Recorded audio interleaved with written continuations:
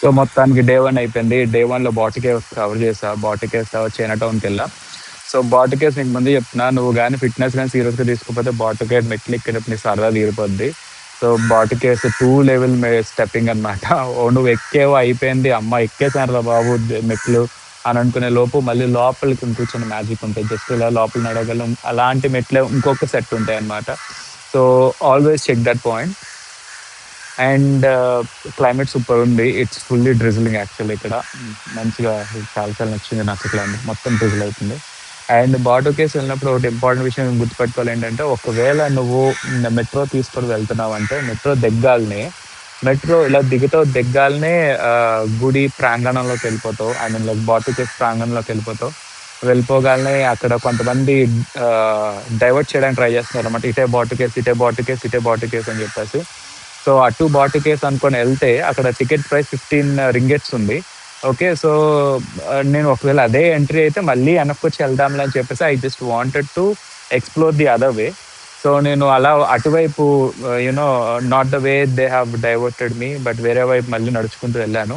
Actually ఏదైతే మనము ఇన్‌స్టాలోను, social మీడియాలోని videos అవి చూస్తే, పోస్ట్ అని చూస్తే అవన్నీ ఆపోజిట్ డైరెక్షన్‌లో ఉన్నాయి. అండ్ ఏదైతే నువ్వు పై వరకు వెళ్ళాలో, ఆ కేవ్‌లోకి వెళ్ళాలనుకుంటున్నావో అదంతా కూడా ఆపోజిట్ డైరెక్షన్ ఉంది.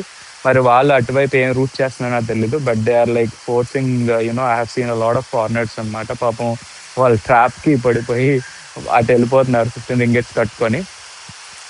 సో ఈ పాయింట్ గుర్తుంచుకుంటామని చెప్పాను.